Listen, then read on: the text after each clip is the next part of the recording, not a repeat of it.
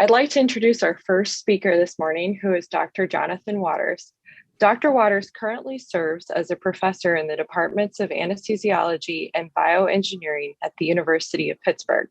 He is also the chief of the Division of Anesthesiology at Magee Women's Hospital at the University of Pittsburgh Medical Center, where he serves as the medical director of the Patient Blood Management Program.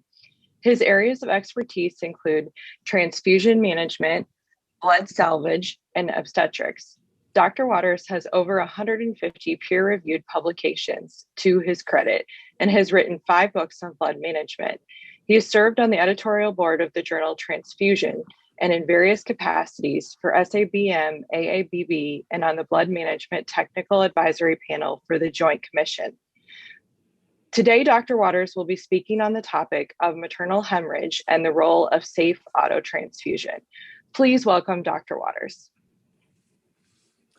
Thank you, Kristen. I'm going to share my screen now.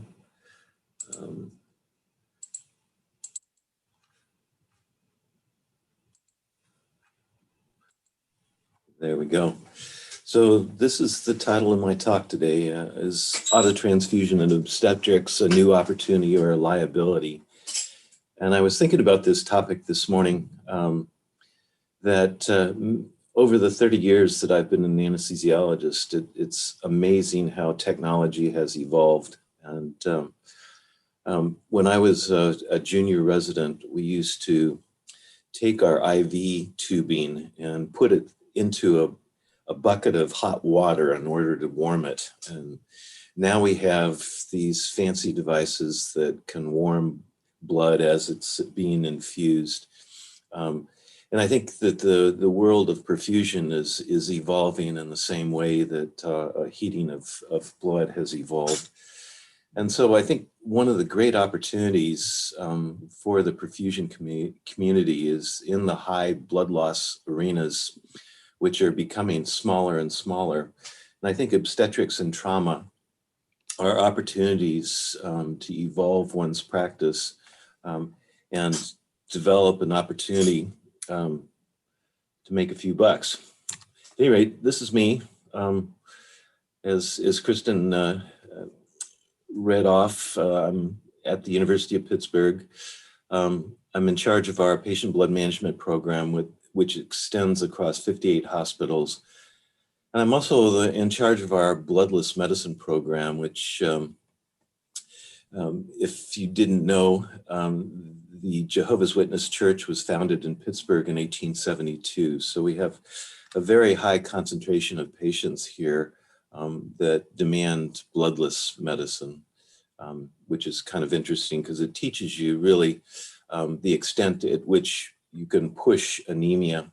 I've had 3 patients, all obstetrical patients, that dropped below a hemoglobin of 2, and all 3 of them survived. So these are my disclosures. So I'm a history buff.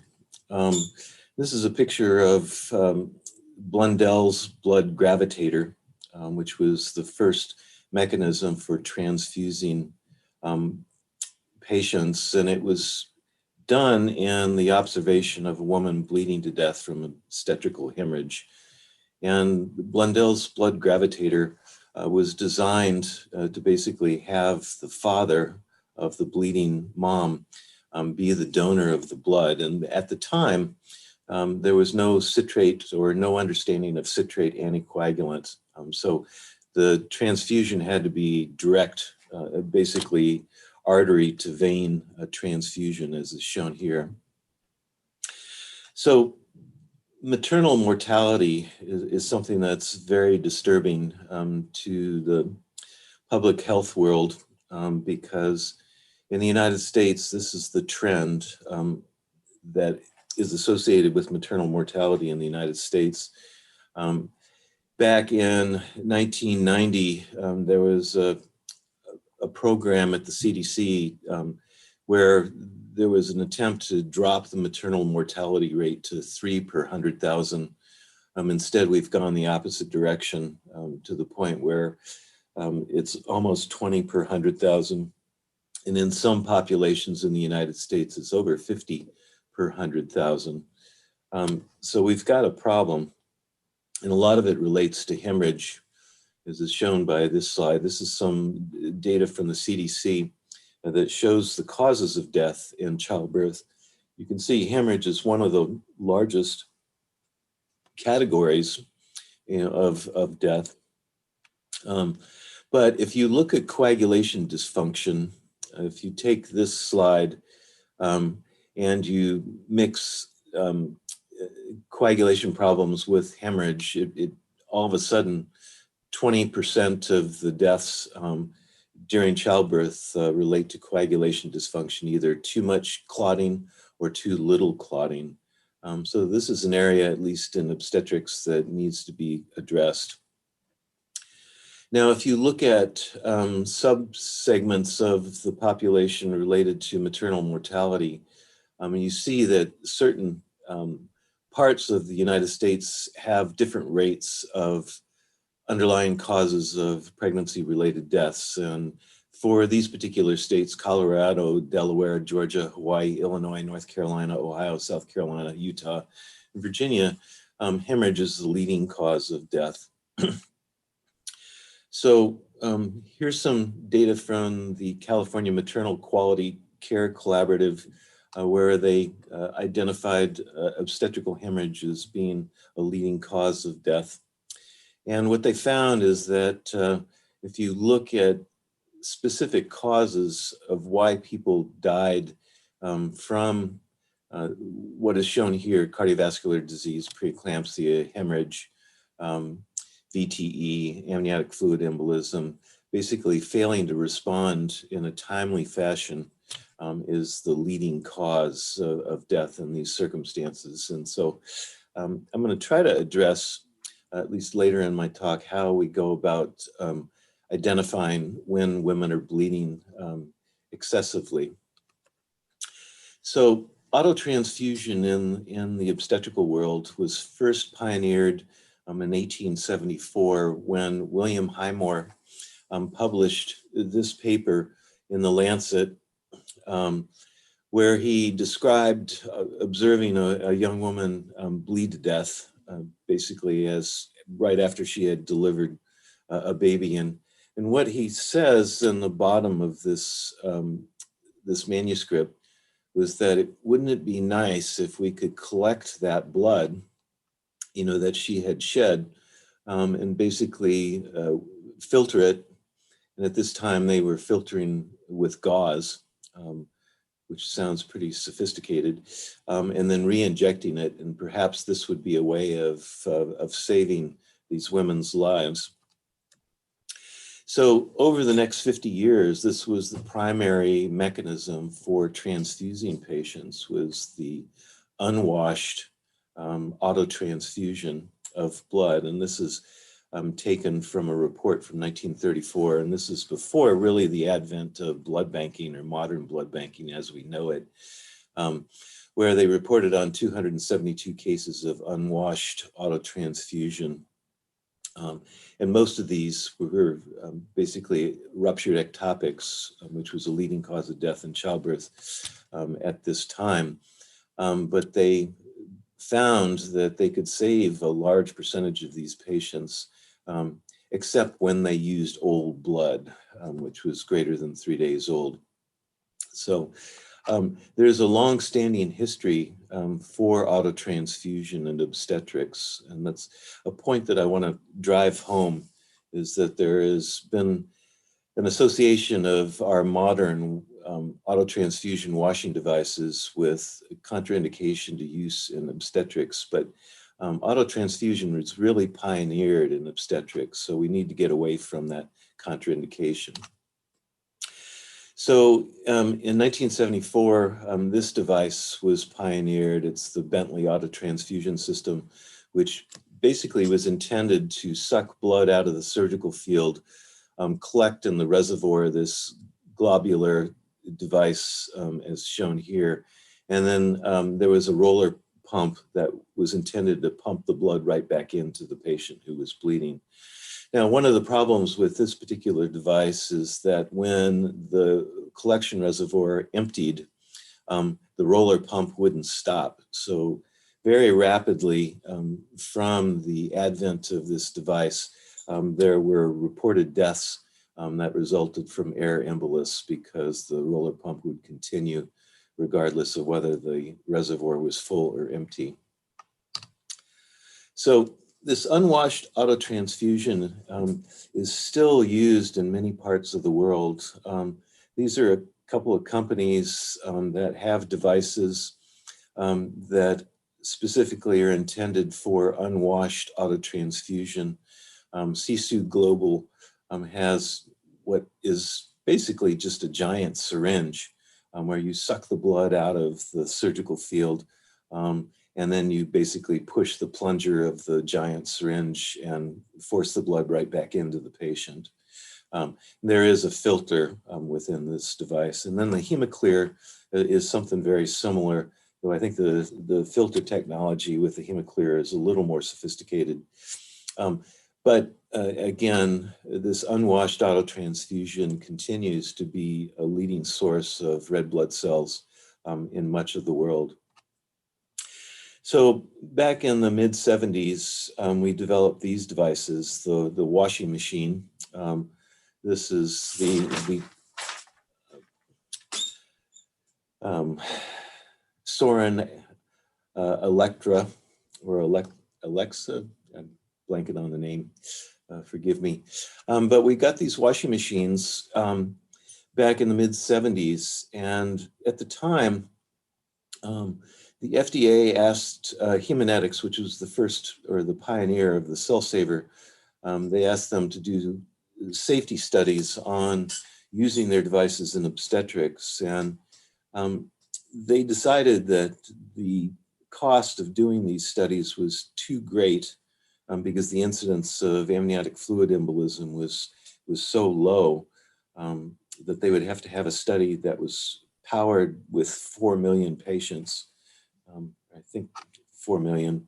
At any rate, they decided that they would make it easy for themselves, and they just labeled the devices as being contraindicated in obstetrics. And so that's the mechanism for the contraindication that many of us know about. So what we're fearful of in obstetrics is basically amniotic fluid contamination. Now, I'm going to talk about that for the next few minutes. Is this really something that we should be fearful of? Now, amniotic fluid embolism has been given this name because on autopsy, women who have died from what looks like this embolic phenomena have amniotic fetal squamous cells in their pulmonary arteries. And the spectrum of amniotic fluid embolism covers what is shown here on this particular slide, with cardiopulmonary arrest being the final step. And so we definitely want to avoid this if we can. We don't want to be infusing amniotic fluid that might lead to this embolic phenomena unnecessarily. But here's kind of the heart of the problem: is we really don't know what causes this embolic phenomena. But we do know, that the mortality rate is significant. 60 to 80% of women that have this particular problem die. And of those that do survive, they are not neurologically intact. I've only faced one of these in my career, and I gave escalating doses of epinephrine in order to resuscitate her, and then she ended up going into DIC and bleeding to the tune of about 28 units of red cells. So this is a bad thing to face if you're taking care of one of these patients.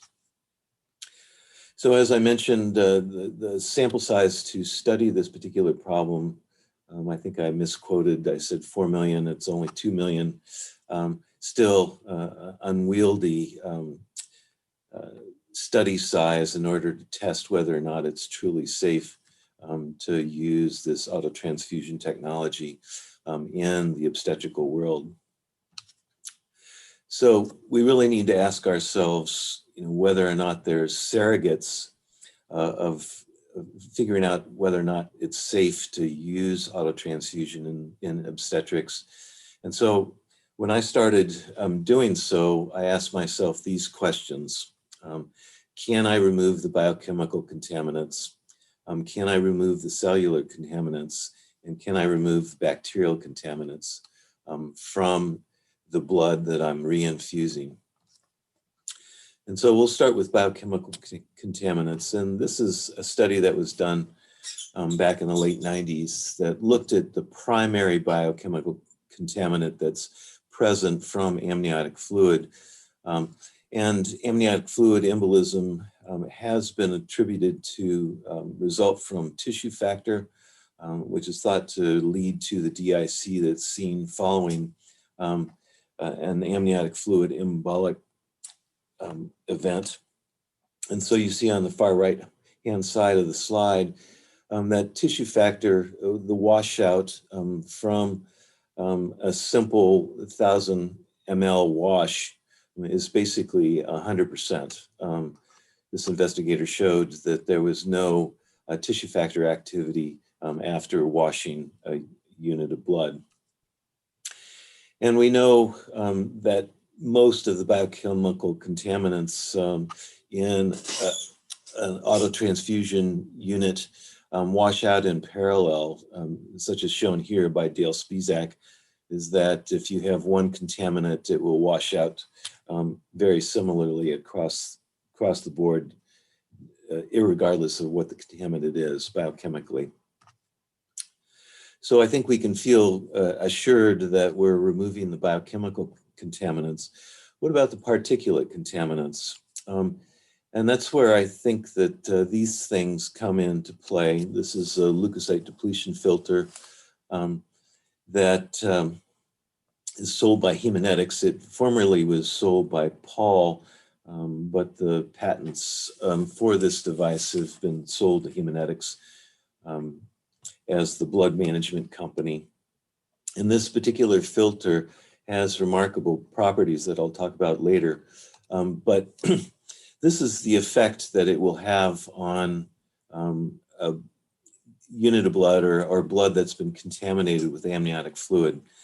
So what you see here in this picture, and I don't know if you can see my, my cursor here, but what you have is these red things. These are fetal squamous cells from the fetus. And this is from blood that was collected with all the amniotic fluid. So there was blood with about 500 mLs of amniotic fluid that contaminated this blood. And these things, fetal squamous cells, this is what the pathologist that I work with on this particular study called amorphous gunk, technical. And then these black dots are leukocytes. And then in the distant background, like right here, are the red cells. The staining technique really doesn't show the red cells very well, but it does show you all of the other particulate contamination that has taken place with the collection of this blood and amniotic fluid. So this is what happens after washing. As you see, that amorphous gunk has gone away, but we still have the leukocytes. We still have these fetal squamous cells. And now this is a higher power magnification, and you see the red cells a little better here. And this is what happens after using a leukocyte depletion filter on these red cells, is that all of those particulate contaminants are gone, the leukocytes are gone. All we have is red cells, and these are the red cells at another degree of magnification. So we have nothing but red cells suspended in normal saline at the end of this processing. And so this is the results from this particular study that I published back in 2000. And I didn't think I could achieve 100% washout of all of the materials that were in the amniotic fluid or in the blood that we collected. And so what I did is I compared a maternal blood sample that I drew at the point of placental separation from the uterus And I compared that to a post-wash, post-filtration sample, as is shown here. And what you see here is that all of the contaminants in this blood were removed by the washing and the filtration, with the only contaminant that was in higher concentrations than what was in the maternal blood was fetal hemoglobin here. So any treatment of RH incompatibilities between mother and baby should be addressed after the autotransfusion blood is administered, because it won't be totally effective if you do it before that point. So then moving on, bacterial contaminants is another source. The vagina has a high concentration of bacterial contamination. So if you have a mom that's delivering a baby either vaginally or has had her membranes ruptured for a prolonged period of time, there could be sizable amounts of bacteria that is in this blood. So what can we do about that? So this is from a study that I published when I was at the Cleveland Clinic. And what we did is we took expired units of blood and we contaminated them with these particular bacteria to these particular degrees of colony forming units. And the microbiologist that I worked with this study said this is massive contamination. So when the bacterial contamination was diluted, with a unit of blood that was about 300 mLs, these were the final concentrations of colony-forming units.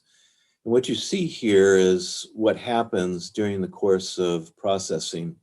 You have a fairly sizable reduction just by washing the unit of blood. And this has been shown in a number of different studies, primarily in trauma, that just the simple washing process removes about 80% of the bacterial contamination.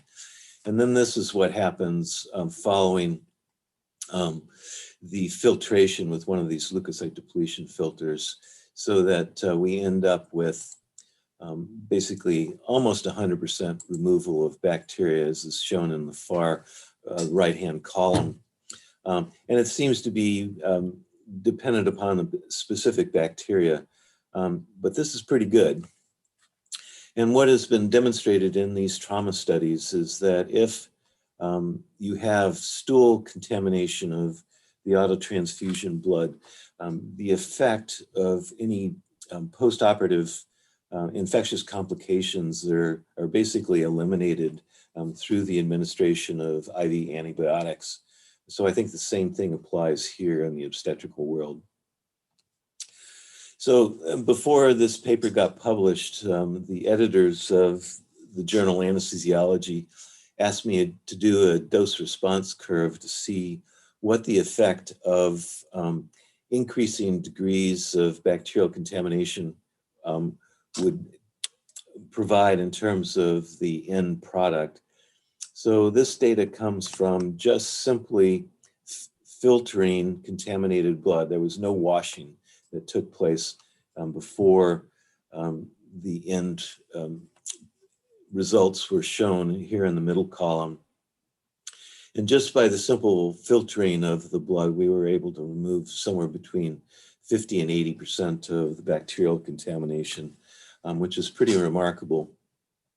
But the point being is that we want to minimize the amount of bacteria that's presented to the washing device and the filter, so that we start off with a relatively low degree of contamination, so that we have a smaller degree of contamination at the end of the processing.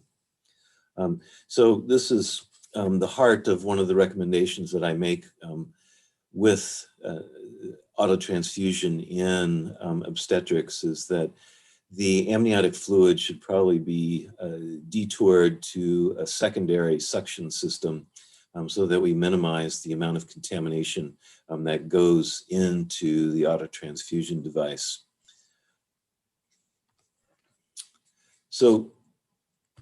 the other way to look at this is, what about the alternative? What kind of contamination would we see if we went to the blood bank and asked them for blood products that come from a donor? And this is some work that Rosalind Yamtovian published from Case Western Reserve in Cleveland, that she looked at platelet contamination and found that oftentimes platelets were contaminated with pretty sizable degrees of bacterial contamination, as is shown in the far left column. And this results from the skin plug that is incorporated into the blood product when the needle is placed into the donor's arm. So it's not, you're not avoiding, any bacterial exposure to the patient by simply giving up on autotransfusion and going to the blood bank. So at any rate, what kind of clinical data do we have to say that it's safe? And this is from a colleague of mine in Rome, Giancarlo Leombruno, who collected all the case reports of autotransfusion and obstetrics, and he came up with 1,600 cases where there were no adverse effects of autotransfusion and obstetrics. And that has resulted in all of these organizations recommending autotransfusion during obstetrical hemorrhage. And these are some pretty high-powered organizations such as the American College of Obstetrics and Gynecology, National Institute for Health and Clinical Excellence, the NICE group in the UK. So we need to start considering it for our patients in the United States. So when does it make sense to do autotransfusion during obstetrical hemorrhage? And this was a study that I published with one of my medical students. And we looked at the numbers of units that we were producing per obstetrical case.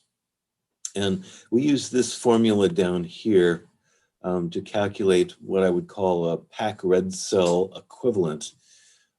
Basically, measure the recovered blood volume, and our quality measurements demonstrated that the machine that we were using, the CoBRAT at the time, produced on average a hematocrit of 53%.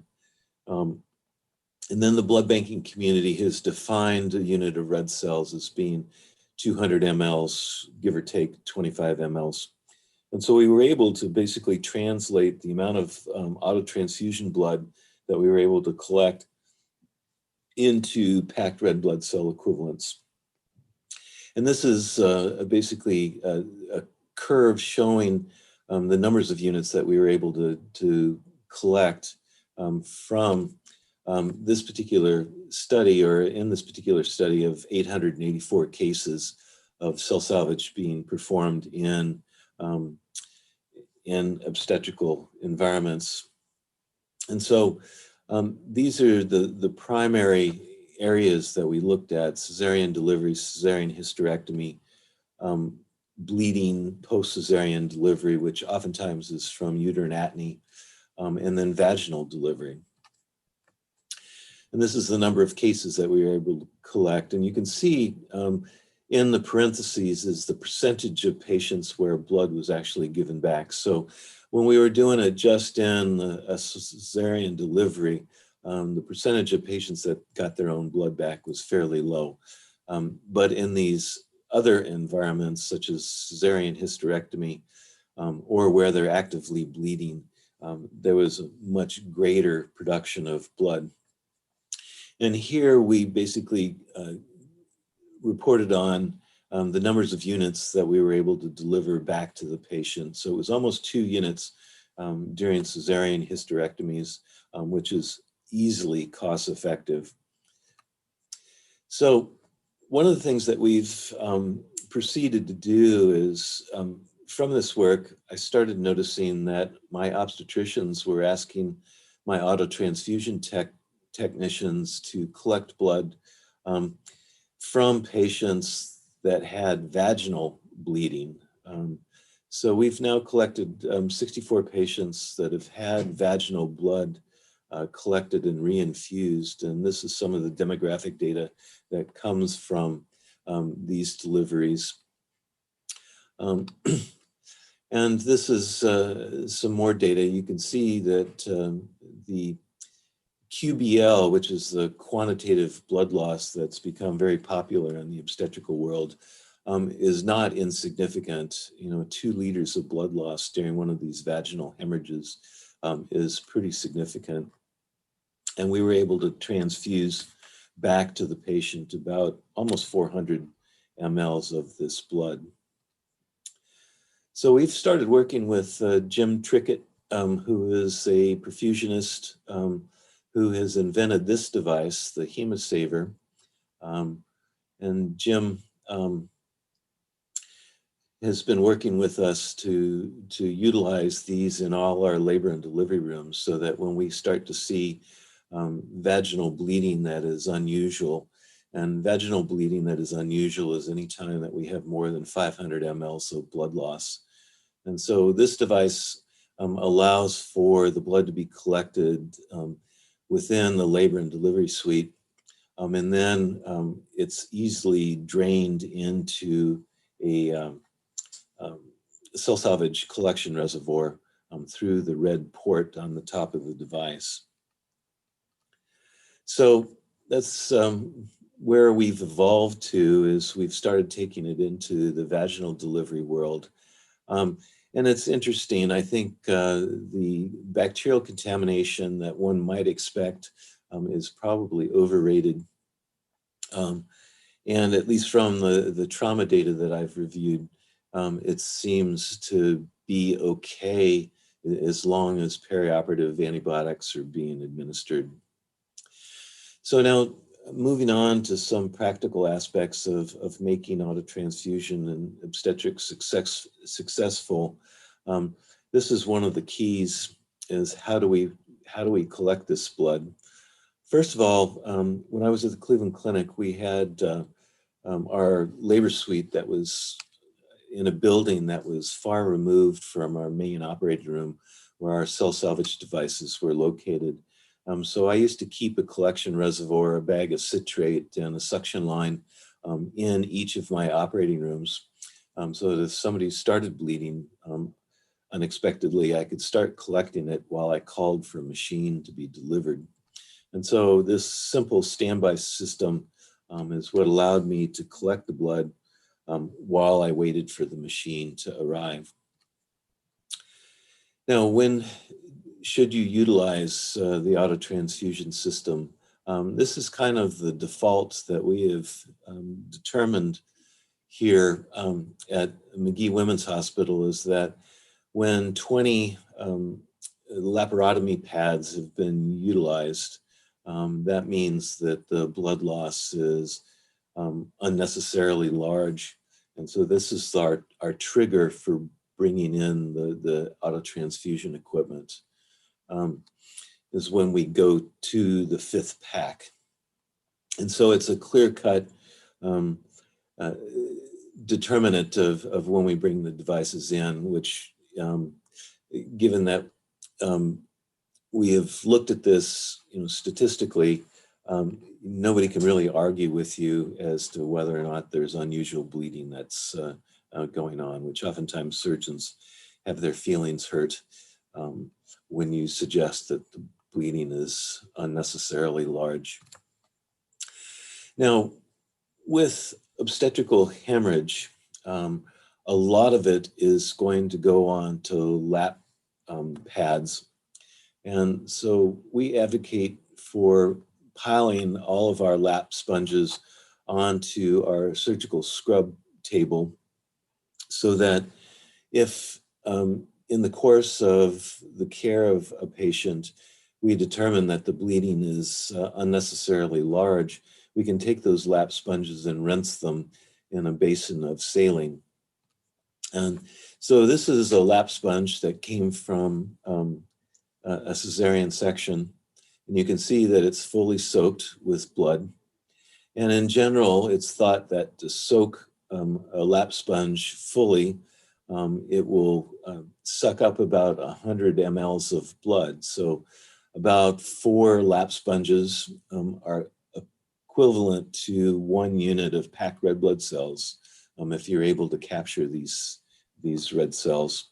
And so rinsing them in a basin of saline, as is shown here, results in a lap sponge that looks like this. And we've done some work where we've looked at the removal of red cells from the lap sponges, and we can achieve about a 95% capture rate of red blood cells by simply rinsing these lap sponges. And I can state pretty unequivocally that 90% of the red cells that are lost during a cesarean section are going to be onto lap sponges. They're not going to be into the traditional suction canister. So moving on, I just want to talk a little bit about filtering because I think this is how you can sell autotransfusion in environments that have historically been thought to be contraindicated, is that you can basically convince the surgeons that the filtration process is highly effective at removing any kind of contamination. So there's 2 types of biological filters, and you guys probably know this stuff better than I do, but there's screen filters and depth filters that are used in autotransfusion. In the traditional collection reservoir, as is shown here, there's a sleeve that contains a filter, typically 40 microns in size, and this is a screen filter, as is shown here. So a screen filter means that it works just like a window screen. It has pores that are smaller than 40 microns, and so particulates that are smaller than the pores will get through the screen. But particulates that are bigger than the pores will not. So it's just like a screen and a window, not letting mosquitoes into your room. This is just a slide showing some of these filters that we have available to us. On the far left is an SQ40, which is a filter that is a screen filter. The SQ stands for square. The 40 is the micron size that it'll let through. The middle picture is a LipiGuard filter that's been designed to remove particulate, or rather lipids, globules, such as found when you're doing autotransfusion in hip replacement surgery, where they're ramming devices into the femur. This is fairly effective at removing the lipids. And then the far right is a Leukocyte filter, which works in a little different fashion than the SQ40 or the LipiGuard, in that it's a depth filter and not a screen filter. And so this is the particles that will be removed by each of these devices or each of these filters. And you can see the characteristics of them. So I mentioned the depth filter, the Leukocyte. This is a Leukocyte filter, and the depth filter means that the blood flows in through the arrow on the right. It goes through a depth of filter material, and then it exits through what is shown on the arrow on the left.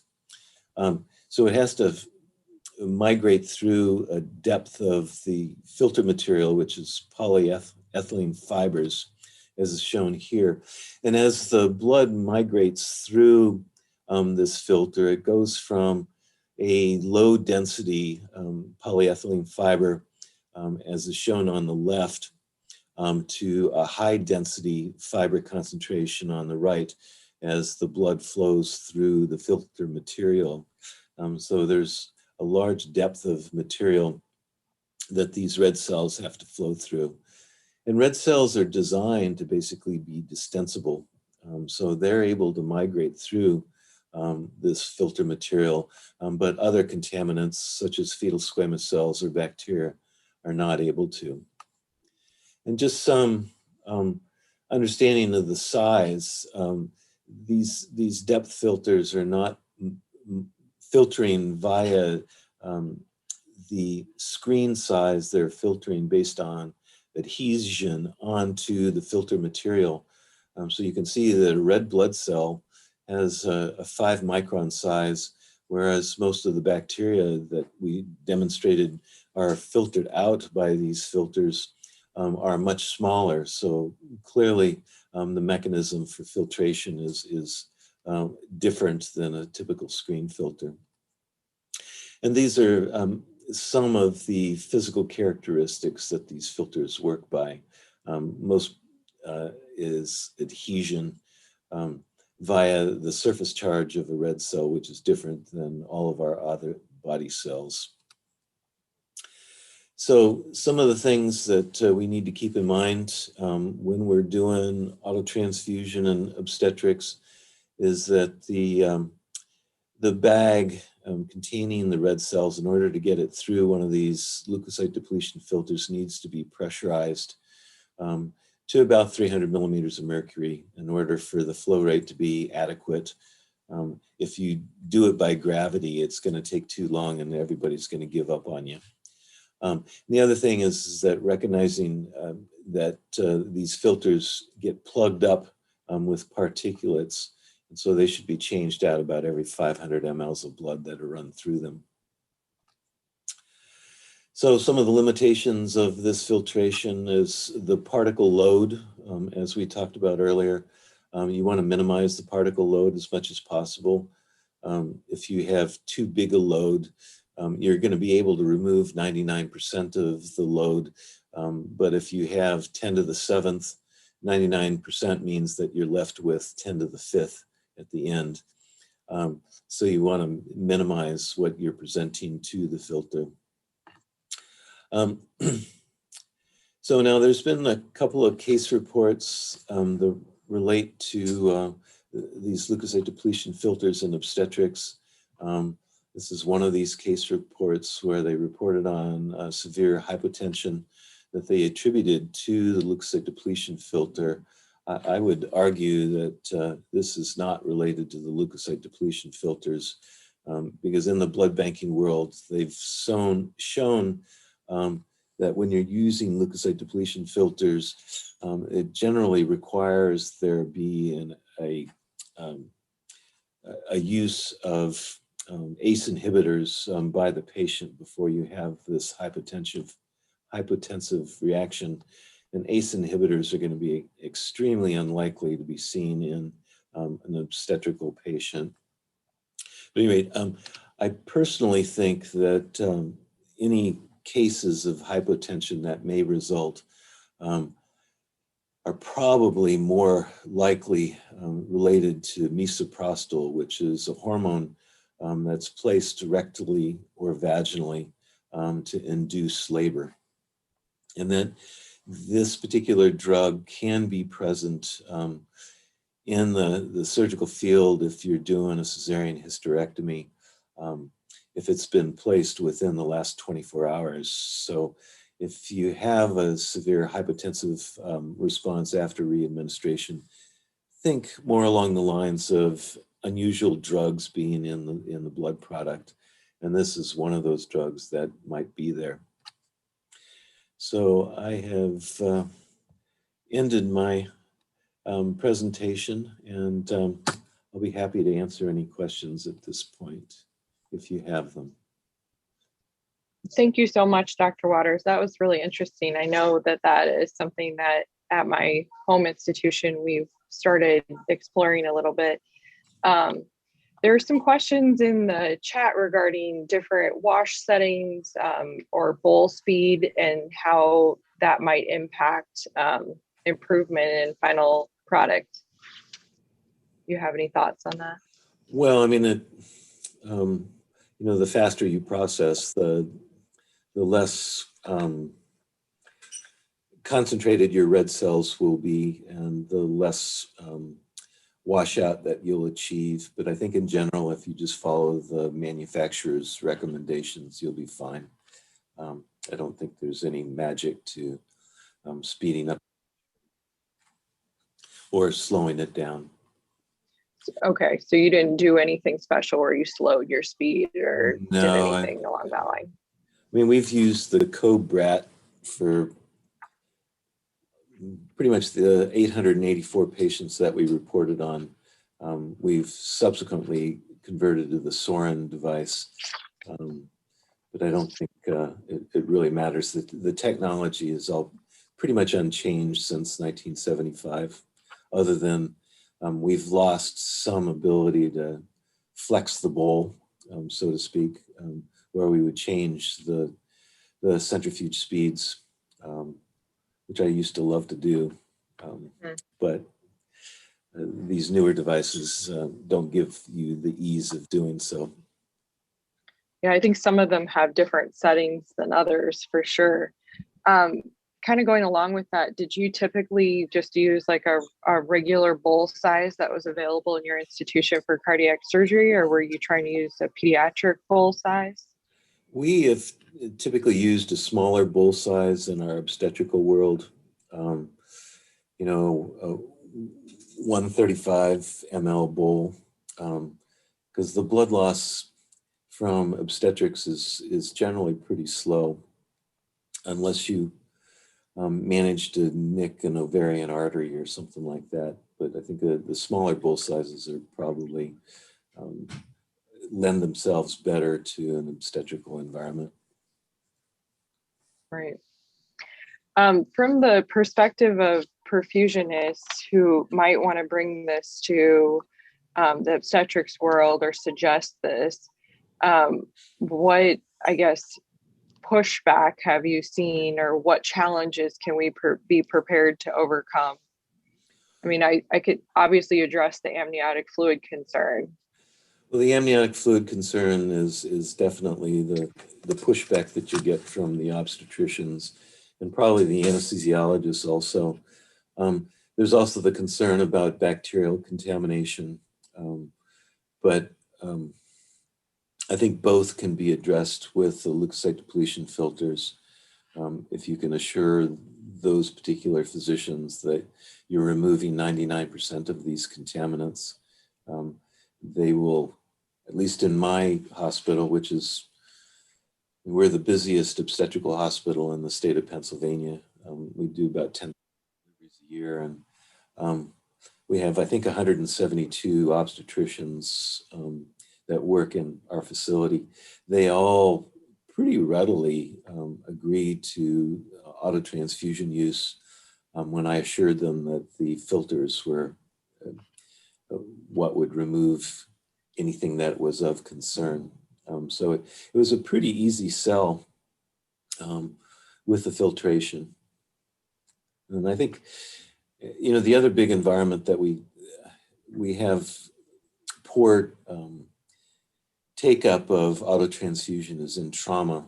And I think that's another environment that's worthy of doing more studies demonstrating safety. And I think that autotransfusion, as the surgical technology is advanced, where we're using a lot of robots, you know, the two big blood loss procedures are going to come down to obstetrics and trauma, and you can't deliver a baby minimally invasively. So it'll always be an opportunity, I think, for autotransfusion use. So, I mean, I think those two environments are places that we need to evolve towards. I have a question. When you basically are putting these bags under pressure, are you transferring the blood from your autotransfusion into another bag and then putting pressure on it? Because more or less, you shouldn't be putting pressure from the guidelines and from the manufacturers not pressurizing the actual autotransfusion bag. Yeah, so we're putting pressure. I mean, you can do it in two different ways. We transfer every unit of blood from the primary reinfusion bag to a secondary reinfusion bag, so that we can separate the machine from the patient. Correct. And, you know, air emboli result from people spiking the primary reinfusion bag and then pressurizing it. so that the air in that bag gets pressurized into the patient. And so by having processes and procedures that physically separate the blood from the machine, you can basically avoid that. And so what we do is we either pressurize the blood at the primary reinfusion bag into the secondary reinfusion bag, and we cut the connection between those two bags and hand the blood to the anesthesiologist as if it was a unit of blood from the blood bank. And so it's totally separate. Or we move the bag, or rather move the blood from the primary reinfusion bag into the secondary bag, separate that secondary bag from the primary bag, and then hand it to the anesthesiologist. And then we use the filter at that point when it's going into the patient. So either way, it's being filtered with the leukocyte depletion filter.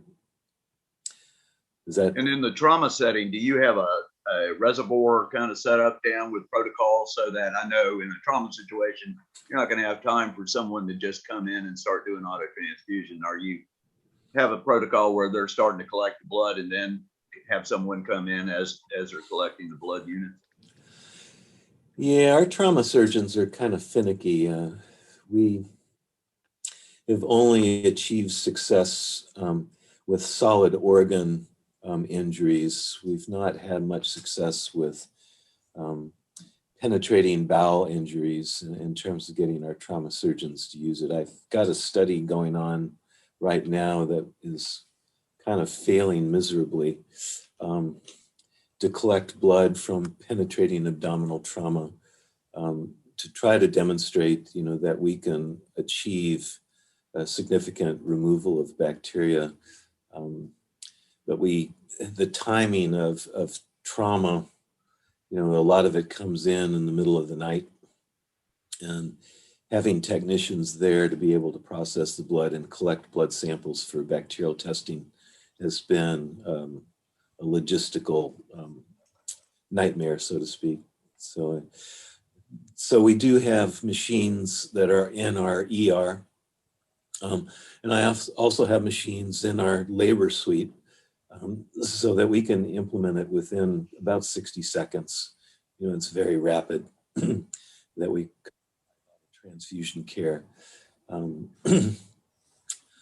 But there are logistical obstacles, no question. Dr. Waters, and if I missed part of this, I apologize, but some of the attendees have asked about your choice of anticoagulant in the different situations relative to citrate versus heparin versus anything else you might use. Your preference seems to be citrate in most situations. Can you comment on that, please? Sure. You got basically three choices. You got heparin, you got citrate, and you got mixing heparin with citrate, as the options. The thing about heparin is if you spike a bag of normal saline with a needle to inject heparin into it, it can only be kept for 24 hours, at which point the FDA requires you to start doing bacterial testing. Whereas a manufactured bag of citrate that you've kept in its packaging, you can hang from your machine, rip off the packaging, and start processing almost immediately. So we use predominantly citrate for that reason, is the FDA has made it difficult. It is, there's a cost differential. The citrate goes for about $7 a bag, and I think the heparin is nickels. But the convenience of using citrate, where we don't have to do that bacterial testing, is why we use citrate. Are you still using a 7-to-1 ratio that I remembered from way back, or has that changed? Well, I think 15-to-1 is 15. Yeah, but I think there's this perception from a lot of surgeons that the heparin is not washed out, and patients get coagulopathic, relates to, inadequate washing. I think that's bullshit. I think we can wash out, the vast majority of heparin or citrate, and you're better off erring on the side of more anticoagulant than too little. Because if you develop a giant clot in your collection reservoir, then that blood's gone.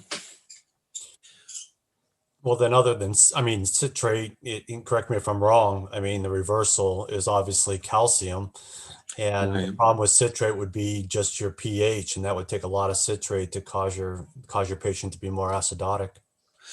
Yeah, and people don't recognize that, the blood bank, the blood that you're getting from them is, anticoagulated with citrate. So you're going to get the same problem regardless. And, in a massive hemorrhage, you need to be monitoring calcium concentrations and replacing it as needed. I see that as being a relatively minor inconvenience during the course of a major hemorrhage. So. I have a question. Go ahead, Brian. I was just going to say, what would you say to a surgeon that kind of considers cell saver blood as dirty blood, or, maybe not up to standards for some reason or another, and would rather give a unit of packed red cells than give the blood from the cell saver? How would you approach that?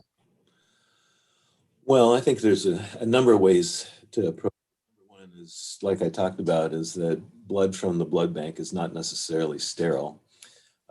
Number two is that, the standard that the blood bank uses for the length of time that they store a unit of blood is that upon readministration, 75% of those cells are going to still be alive. Which means that 25% of the cells in that unit of blood are going to basically lead to free hemoglobin and red cell stroma being infused to the patient. And the red cell stroma is a potent instigator of DIC. The free hemoglobin plugs up the kidneys. So a massive hemorrhage, where you're replacing blood with allogeneic blood, is not so good for the patient either. And when you think about washing, a lot of people like to wash their allogeneic blood specifically for those reasons, to get rid of the aged red cells that are, basically that have died during the storage period of time. I don't know, do you guys do that? Wash your allogeneic blood? It's 8 hours. I have for some institutions that I've worked at, yes. Yeah.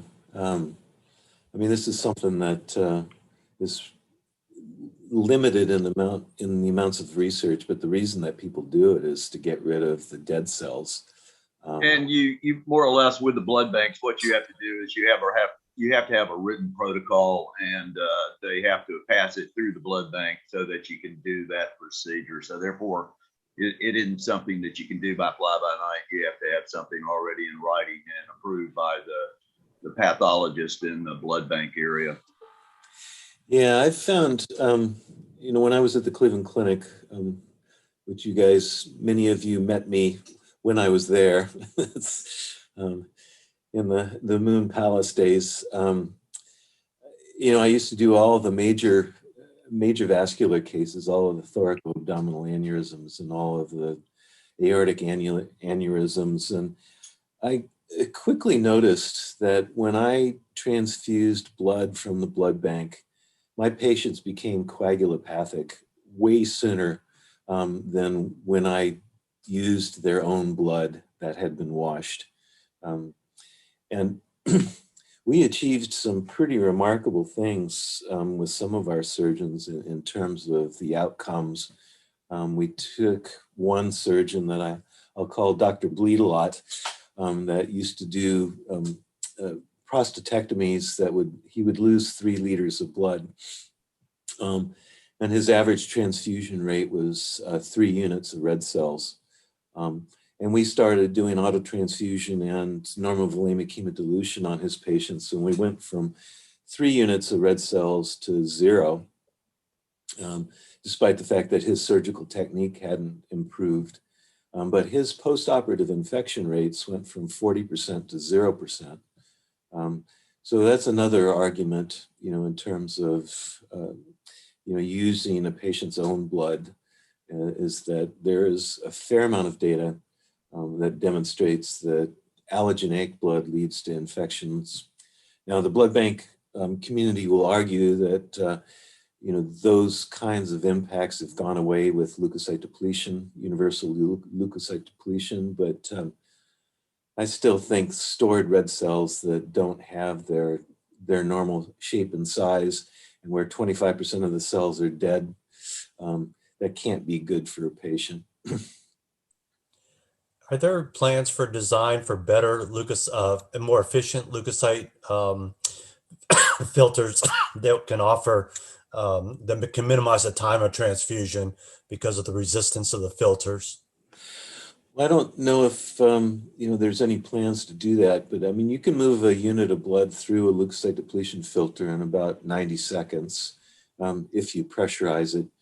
If you don't pressurize it, it's going to take 20 minutes. So you really do need to put some pressure on that blood to get And it. does pressurizing it lose the effectiveness of the removal of the leukocytes? Do you know? If you overpressurize it, if you go beyond the recommendations of 300 millimeters of mercury, you can basically blast things through the filter. Yeah, so you need to be cautious there. So I think I've extended beyond my time. So well, thank you so much, Dr. Waters. It's very interesting, and I know it's so applicable for so many of us that are listening today. So thank you for taking your time to come speak with us. Thank you for having me.